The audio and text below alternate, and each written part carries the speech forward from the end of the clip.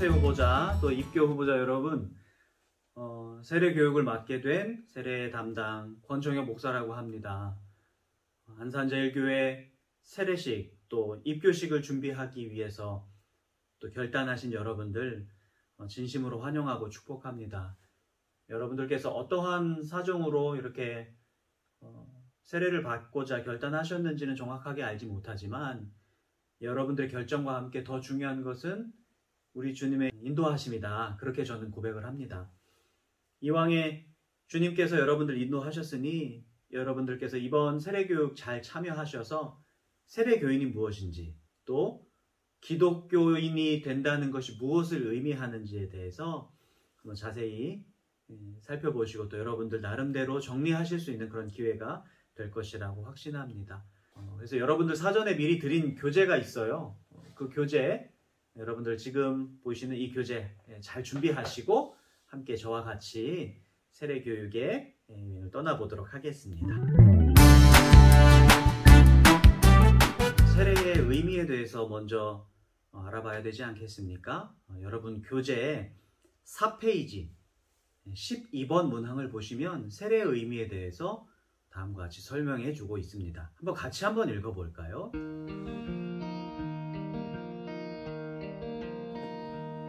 죄 씻음을 받는 표로서 옛사람은 죽고 하나님의 자녀로 새롭게 태어났음을 확증하는 것입니다. 세례식은 그리스도의 몸된 교회의 일원이 되는 거룩한 예식입니다. 그러니까 세례는 이미 예수님께서 나를 위해 돌아가셨음을 믿은 사람들이, 그렇게 해서 하나님의 자녀가 되신 분들이 나는 예수님 믿는 사람입니다.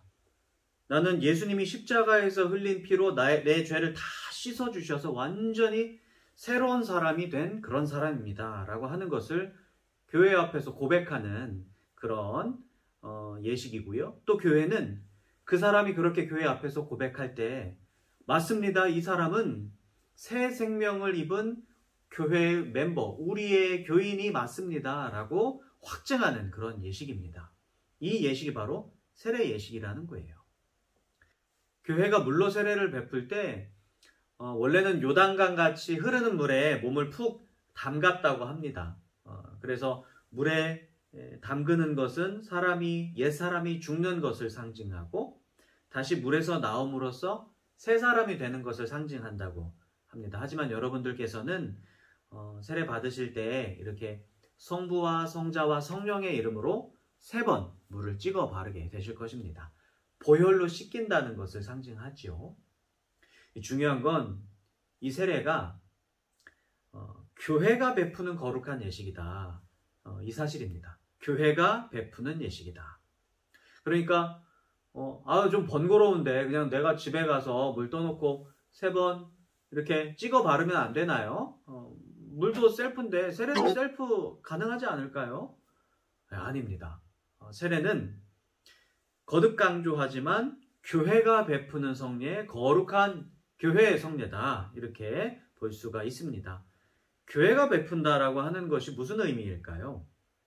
교회의 고유 권한이라는 이야기예요. 세례는 사사로이 행해질 수가 없고 교회가 베풀 때, 그리고 여러분들은 교회 앞에서 세례를 받을 때 그게 참 의미의 세례가 될 수 있겠습니다. 교회가 무엇이기에 우리가 교회 앞에서 세례를 받는 것입니까? 이렇게 질문할 수 있겠죠? 교회가 뭔데 교회만 세례를 베풀 수 있냐? 좋은 질문입니다. 교회가 무엇입니까? 교회란 무엇인가? 오늘 우리가 세례 교육 받을 때 이 교회의 의미에 대해서도 굉장히 중요하게 살펴봐야 되는데요. 2페이지 3번 문항에 보시면 교회의 의미에 대해서 이렇게 설명해 주고 있습니다. 한번 같이 읽어보겠습니다. 교회는 이 세상에서 하나님의 부르심을 받아 예수 그리스도를 구주로 믿게 된 사람들이 모인 공동체입니다. 그리스도께서는 교회의 머리가 되시고 성도들은 그의 지체가 됩니다. 그러므로 우리들은 그리스도의 몸된 존재입니다. 여러분, 여기서 말하고 있는 교회의 의미는 건물을 의미하지 않습니다. 그러니까 교회가 뭐냐라고 할 때 가장 기본적인 정의는 교회는 사람들의 모임이다. 어떤 예수님을 구주로 믿는 사람들의 모임. 그러니까 교회는 목사가 있는 어떤 곳 혹은 예배하고 기도하는 어떤 공간, 물론 그럴 수도 있지만 거기에 교회의 본질이 있지 않습니다. 바로 우리의 모임, 여러분들의 모임, 바로 여러분들이 교회다, 이렇게 이야기하고 있는 거예요. 공간이 아니라 모임이다. 이 사실을 꼭 기억하셨으면 좋겠습니다. 그러므로 이 모임의 중심에는 예수님이 계셔야 합니다. 또 이 모임의 주인은 예수님이셔야 되고, 이 모임의 우두머리, 머리는 우리 주 예수 그리스도여야 한다. 이렇게 강조드리고 싶습니다. 그렇다면 이 모임에서 우리가 무엇을 해야 할까요? 보통 사람들이 모이면 뭘 하나요? 친구들끼리 모여서 뭘 하시나요? 여러 가지 할 수 있죠. 게임도 할 수 있고, 고스톱도 할 수 있고, 개모임도 할 수 있고, 여러 가지 할 수 있잖아요.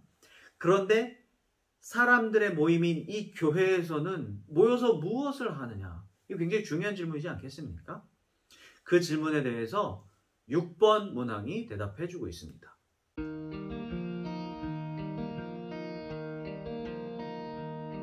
교회는 무엇을 합니까? 라고 할 때 예배, 교육, 선교, 교제, 봉사입니다. 그러니까 교회에서는 예배하고요, 또 복음을 가르치고 복음을 배우고 또 복음을 전하고 하는 그런 선교, 그리고 복음을 가진 사람들이 함께 모여서 필요한 것들을 나누고 사랑을 나누는 그런 교제, 그리고 어려운 사람이 있을 때 도와줄 수 있는 봉사, 이렇게 하는 것이 교회가 하는 일이다. 이것이 교회의 역할이다.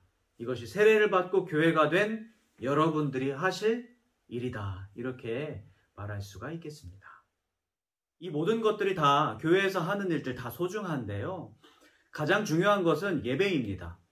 하나에서 시작해서 그 하나로 끝맺는 것이 우리 그리스도인들의 삶인데요, 다시 말하면 예배에서 우리의 삶이 시작했다가 예배 드린 후에 세상 속에서 우리의 삶을 살다가 또 거룩하게 봉사하고 또 최선을 다해서 살다가 예배로 마무리하는 삶, 그것이 우리 그리스도인들의 삶이라고 볼 수 있겠습니다.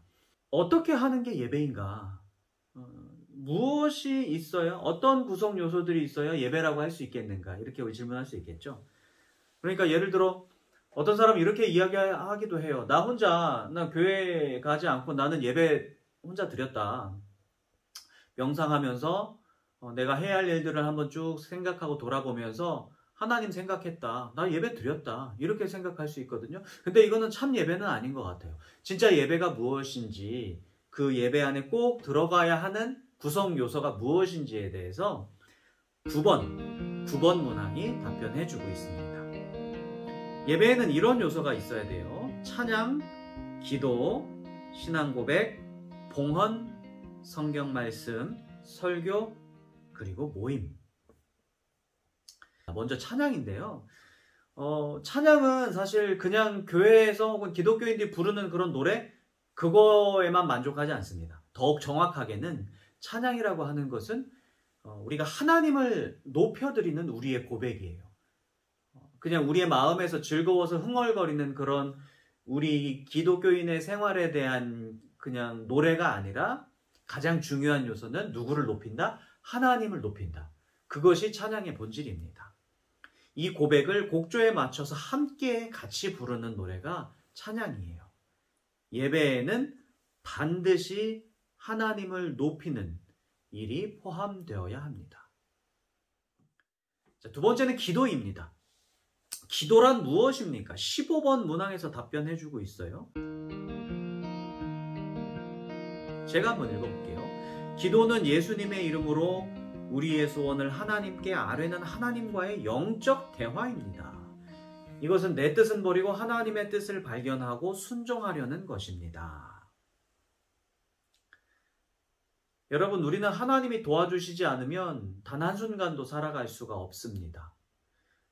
하나님도 우리의 필요를 아세요. 그래서 우리가 기도하면 하나님께서 우리에게 안다. 네가 그게 왜 필요한지, 네가 어떤 상황에 놓여 있는지 내가 안다. 그리고 그것이 필요한 것을 어느 정도 또 얼만큼 필요한지를 내가 알고 있다. 이렇게 하나님께서 응답하십니다. 그리고 우리가 어떻게 해야 좋을지를 말씀해 주시기도 합니다. 우리가 아뢰면 하나님께서 응답해 주시고, 그리고 그 응답을 우리가 듣는 것, 그 마음을, 하나님의 마음과 뜻을 듣는 것, 이것을 우리는 기도라고 합니다. 그러니까 보통 기도는 막 내 말만 한다고 생각하잖아요. 그게 아니고 진짜 중요한 것은 하나님의 뜻을 발견하고 거기에 순종하는 것, 이게 진짜 기도다. 이렇게 여러분들이 기억해 주시면 좋겠습니다. 그러니까 기도는 어렵지 않아요. 대화인 거예요. 여러분, 하나님과 대화하시는 겁니다. 때때로 이렇게 대화를 시작하셔도 좋아요. 하나님, 너무 진짜 오래간만이고 너무 오래간만에 찾아뵈었습니다. 면목 없습니다. 하지만 주님과 대화하고 싶습니다. 얼마나 쉬워요. 이렇게 대화를 두런두런 해나가는 거죠. 그러면서 점점 짧았던 기도가 긴 대화가 되고, 아주 가끔씩 대화했던 그 대화가 자주자주 수시로 대화가 되는 그런 깊은 대화로 나아가게 되는 것입니다. 그래서 기도가 어려울까봐 너무 감사하게 예수님께서 얘들아 너희 이렇게 기도해라 라고 하는 기도의 모범을 알려주셨어요. 여러분 들어보셨을 거예요. 주기도문 들어보셨죠? 예, 그 주기도문이 기도하기 어려운 사람들에게 기도는 이렇게 하는 거다라고 우리 예수님께서 알려주신 기도의 모범입니다. 여러분 성경책 맨 앞에 표지에 보통 있거든요. 거기에 주기도문이 있는데 같이 한번 읽어보도록 하겠습니다. 시작. 하늘에 계신 우리 아버지, 아버지의 이름을 거룩하게 하시며 아버지의 나라가 오게 하시며 아버지의 뜻이 하늘에서와 같이 땅에서도 이루어지게 하소서. 오늘 우리에게 일용할 양식을 주시고 우리가 우리에게 잘못한 사람을 용서하여 준 것 같이 우리 죄를 용서하여 주시고 우리를 시험에 빠지지 않게 하시고 악에서 구하소서. 나라와 권능과 영광이 영원히 아버지의 것입니다. 아멘. 자, 이렇게 예배에 찬양과 기도가 필요하다고 말씀드렸고요. 이제 또 뭐가 필요하다고 했죠? 예, 신앙 고백입니다. 신앙 고백. 이 신앙 고백은 온 세계의 모든 교회들이 함께 고백하는 신앙 고백이에요. 그러니까 신앙이 하나가 되어야 되겠죠? 그 고백이.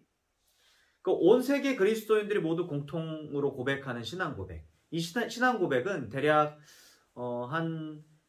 기원 후 주후 4세기 정도부터 정리되기 시작해서 차근차근 정리되어서 한 7세기 정도까지 이렇게 정리됐던 그런 신앙 고백문이에요. 한 1700여 년이 된 오래된 고백이죠. 그리고 전 세계 그리스도인들이 고백하니까 되게 확실한 말과 확실한 진리가 여기 안에 담겨 있어야 되겠죠.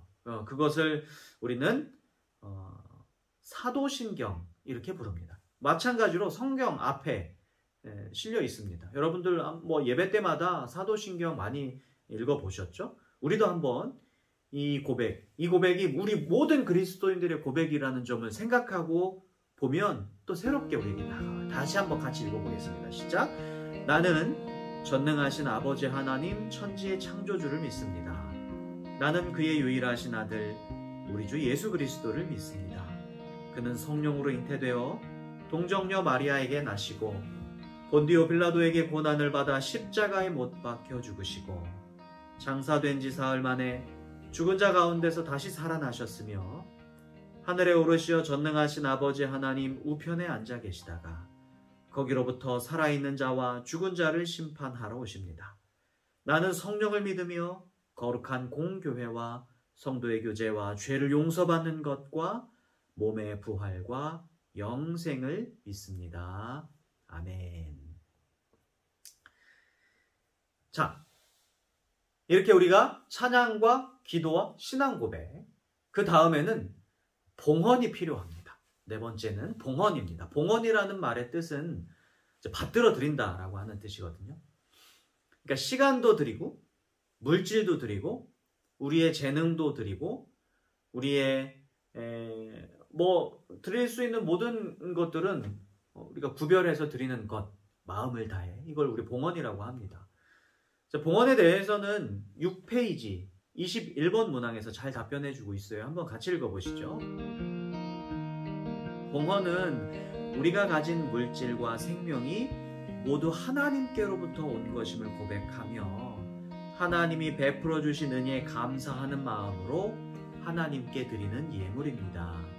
하나님을 모든 것의 주인으로 인정하며 감사하면서 기쁜 마음으로 정성을 다해 드리는 것입니다. 혹자는 이렇게 이야기할 수 있어요. 아, 내가 진짜 열심히 정말 정성스럽게 일해서 내가 번 내 물질인데 내가 그것을 왜 교회에 내어야 하냐? 물론 충분히 그런 질문을 하실 수 있죠. 이렇게 묻는다면 그분들에게 저는 이렇게 말씀드리고 싶어요. 내가 일해서 내 땀과 내 피땀 흘려서 내가 일해 내가 벌어들인 그런 물질이기 이전에 모든 것을 하나님께서 주셨다. 먼저 이렇게 말씀드리고 싶습니다. 그러니까 우리 그리스도인들은 이건 내 거예요.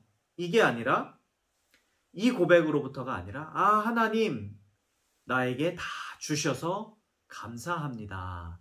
이 고백부터 나와야 한다는 말씀을 드리는 거예요. 그러니까 하나님이 주셨으니까 하나님 앞에 감사하는 거잖아요. 그래 하나님이 이 감사를 진짜 기뻐 받으신다. 저는 그렇게 굳게 믿습니다. 자, 찬양, 기도, 신앙 고백, 봉헌 이렇게 우리가 알아봤잖아요. 이 다음에 뭐가 있을까요? 성경 말씀과 설교가 있었죠. 먼저 성경인데요. 성경에 대해서 우리 22쪽, 교재 22쪽 33번 문항에서 이렇게 가르쳐주고 있습니다. 제가 한번 읽어볼게요. 성경은 하나님의 영감에 의해 인간의 말로 기록된 하나님의 말씀입니다. 또한 성경은 우리의 믿음과 생활의 유일한 법칙이며 규범이 됩니다. 여러분, 성경이 뭐라고요? 네, 하나님의 말씀이다. 그러니까 성경이 어떻게 쓰였다고요? 하나님의 영감, 즉 하나님의 감동을 의미하거든요. 하나님이 감격해서 하나님의 어떤 뜨거운 마음으로 성경을 기록하게 하셨다. 이렇게 우리는 이해할 수가 있습니다. 그래서 35번 문항도 보시면 이렇게 가르쳐주고 있습니다. 성경은 성령님에 의하여 기록되었으며 여러 사람들이 성령의 감동으로써 기록했습니다. 그러므로 우리가 성경을 읽을 때에는 성령의 감동을 받아야 그 의미를 깨달을 수 있습니다. 성경은 누가 썼다고요? 성령님께서. 그러니까 기록은 사람 손으로 했어요. 하지만 사람의 언어로 전승됐기 때문에 여러 가지 그 언어적인 한계는 분명히 있을 거예요. 하지만 그 마음, 그 뜻, 그 속에 담긴 의미, 그 속에 담긴 가치, 가르침, 여기에는 오류가 하나도 없다. 그것은 진짜 진리이다. 이것을 우리는 이 답변을 보면서 배울 수가 있죠. 그래서 성경 말씀이 우리에게 진짜 교훈이 되고 이게 우리에게 참 가르침이 된다. 그리고 유일한 규범이 된다. 이렇게 가르쳐주고 있습니다. 여러분 성경을 가지고 계신다면 한번 훑어보세요. 처음은 창세기, 마지막은 요한계시록. 구약에는 39권, 신약에는 27권, 39, 27. 외우고 싶죠? 구약은 예수님에 대한, 예수님을 예언한 그런 약속이고요. 신약은 예수님이 오신 이후에 예수님의 하신 일, 예수님의 말씀, 그리고 예수님의 의미, 예수님이 우리를 위해서 이루신 일들에 대해서 가르쳐주고 있습니다. 자, 이렇게 성경을 통해서 성경을 읽고 목사님께서 설교를 해주시잖아요. 목사님은 말씀을 가르치며 성례를 집례하는 주님의 종입니다. 그래서 목사님 역시 사람이어서 여러 가지 인간의 부족함도 분명히 있을 수 있고 또 한계도 있을 수 있지만 그분 입술에서 나오는 말씀은 하나님 말씀이다. 우리는 이렇게 믿고 들어야 하겠습니다. 그 목사님 자체가 하나님은 아니지만 그 입술에서 흘러나오는 성경을 풀어주시는 말씀은 나에게 주신 하나님의 말씀이다. 이러한 믿음을 가지고 우리는 설교를 들어야 되겠습니다. 자, 오늘 우리가 배운 이야기들을 한번 정리해 봅시다. 우리가 무엇을 배웠냐면요. 첫 번째로 세례에 대해서 배웠어요. 그리고 교회에 대해서 배웠어요. 세 번째로 교회에서 하는 일 가장 중요한 예배에 대해서 배웠습니다. 그래서 저는 여러분들의 예배를 통해서 교회가 더욱 교회다워질 수 있을 것이라고 이렇게 소망해 봅니다. 여러분들의 모든 모임을 통해서 교회가 더욱더 든든히 세워지기를 소망하고 여러분들이 그러한 그리스도인, 여러분들이 그러한 교회가 되기를 주님의 이름으로 축복합니다. 자, 오늘은 여기까지 하겠고요. 세례와 교회, 예배 꼭 기억하시고 다음 시간에 만나도록 하겠습니다. 여러분 수고 많으셨습니다.